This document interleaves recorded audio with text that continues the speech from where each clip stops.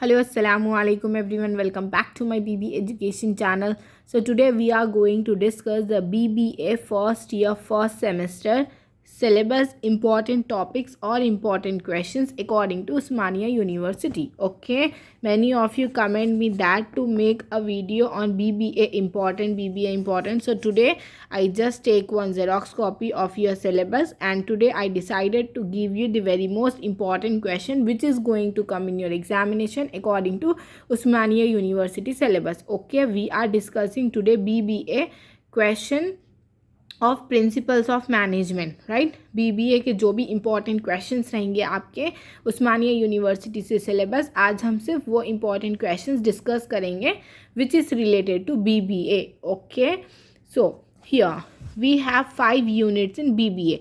First semester में 5 units है BBA के प्रिंसिपल्स ऑफ मैनेजमेंट में, राइट। सो 5 यूनिट्स है। नंबर 1 यूनिट कौन सी है हमारी?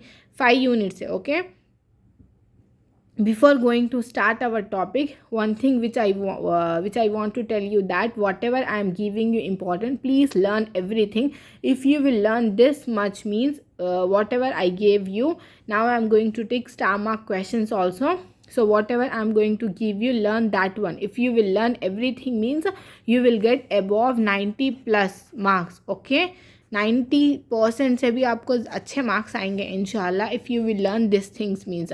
एंड प्रिंसिपल ऑफ मैनेजमेंट का सब्जेक्ट एक थ्योरी सब्जेक्ट है, उसको कैसा लिखना है कैसा करना है वो हम नेक्स्ट क्लास में डिस्कस करेंगे, बट ये क्लास में हमारे सिर्फ एक इम्पॉर्टेंट क्वेश्चन डिस्कस करेंगे, right. So before going to our topic, if you are new to my channel, did not subscribe it means please like share and subscribe to my channel. Thank you so much. Let's start our topic. Here we have 5 units in BBA.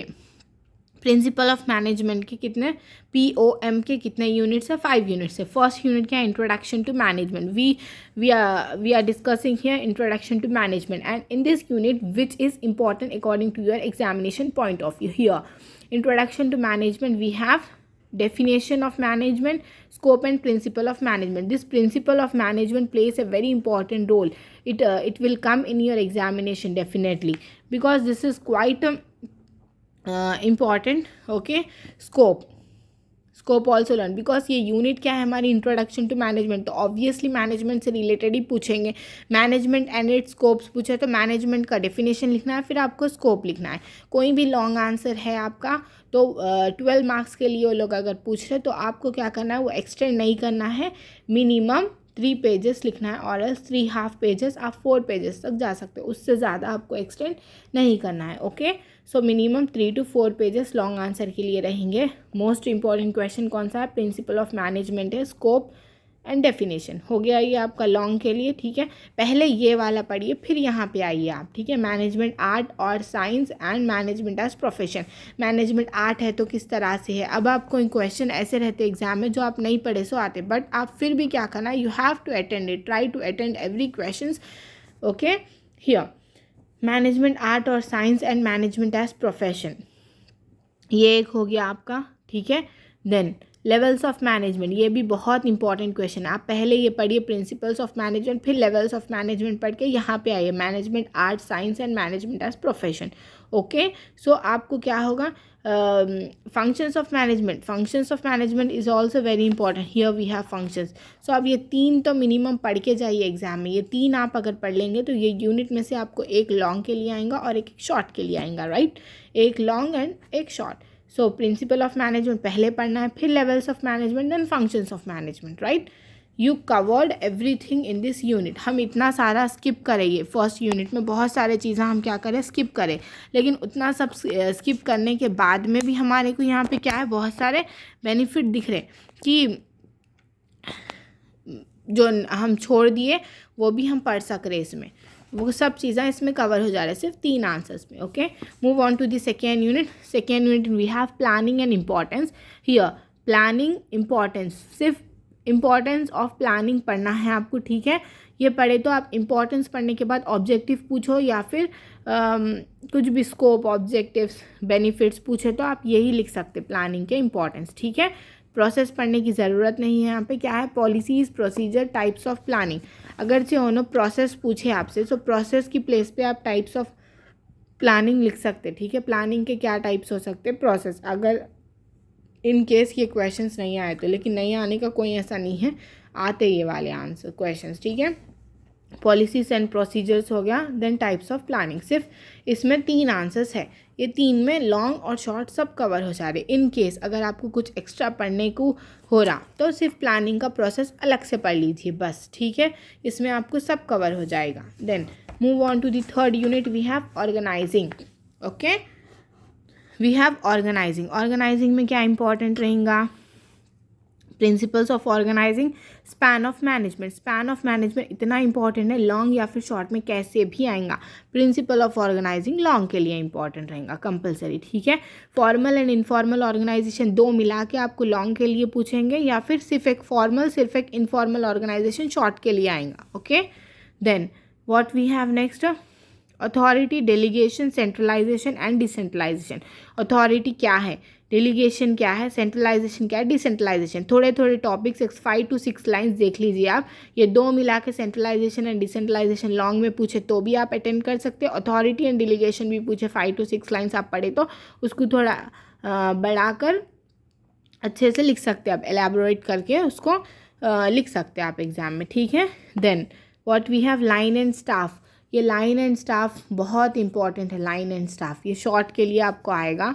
Okay, here then we have relationship, right. Move on to the fourth unit, we have staffing. Staffing में क्या है, selection process, training, directing, controlling, meaning and importance of controlling. Controlling के जो importance और functions है ना बहुत important है, ठीक है। स्पैन ऑफ कंट्रोल, अब हम यहाँ पे क्या पढ़े, स्पैन ऑफ मैनेजमेंट पढ़े। अगर यहाँ पे स्पैन ऑफ मैनेजमेंट नहीं आया आपको तो स्पैन ऑफ कंट्रोल कैसे भी आता है, लॉन्ग या फिर शॉर्ट के लिए। सो आपको जो भी आंसर आप के एग्जाम के लिए पढ़ना है सिर्फ और सिर्फ ऐसा करिए कि वो लॉन्ग है, बल्कि ऐसा कंसीडर करके पढ़िए आप सिर्फ लॉन्ग के लिए।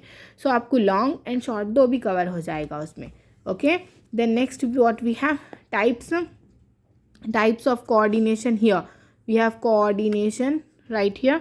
Okay, then types of coordination, techniques of coordination, ये पढ़ लिए तो आपका पूरा 4th यूनिट कवर हो रहा है। ये जो हम छोड़े वो पूरे छोड़ दिए, इतने सब टॉपिक छोड़ने के बाद में भी आपको 90+ मार्क्स आने वाले हैं इंशाल्लाह। अगर से आप इतना वो करें तो O या फिर A ग्रेड ही आएगा आपको ये सब्जेक्ट में, if you will follow everything what ever I told you means, right. Unit number 5 क्या है हमारा, emerging issues in management, right? Here we have total quality management, technology management, ये दो भी इंपॉर्टेंट है। तो टोटल क्वालिटी मैनेजमेंट सबसे पहले पढ़िए, उसके बाद आइए आप कॉर्पोरेट सोशल रेस्पॉन्सिबिलिटी के पास, ठीक है।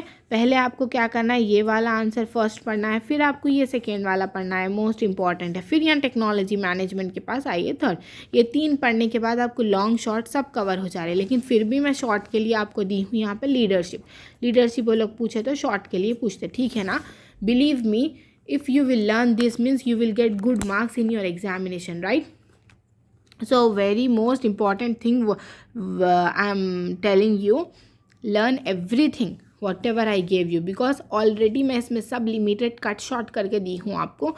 whatever I gave you that every answer is limited, okay, don't skip any answer, learn everything. बहुत सारे जने इंपॉर्टेंट के लिए पूछ रहे थे, मेरे को बहुत सारे लोग पूछ रहे थे, they ask me that BBA important, please upload BBA important. So आप सबकी रिक्वेस्ट से मैं ये इंपॉर्टेंट दी हूँ, आप ये सब पढ़िए। अगर आप नहीं पढ़े एग्ज़ाम में तो आप क्वेश्चन पेपर रखिए वहाँ पे एंड कंपेयर करिए, जो मैं इंपॉर्टेंट दी हूँ उसी में से आया या नहीं आया आपको एग्ज़ाम में, राइट। सो उतना कॉन्फिडेंस है इंशाअल्लाह ताला आ जाएगा आपको। सो पढ़ लीजिए, आपके एग्ज़ाम के लिए बेनिफिट है। मेरा कुछ बेनिफिट नहीं है, बस आप लोगों की हेल्प करने के लिए ये वीडियो बनाई हूँ मैं। So I feel very good that you all are asking me important for a particular subject. Again I am telling you, if you have any queries or else any doubt means you can ask me in the comment section, I'll try to solve. And any other subject which you want important means you can ask me. Okay, thank you so much for watching my video. And if you are new to my channel, do not subscribe, it means please like, share and subscribe to my channel. Thank you so much for watching.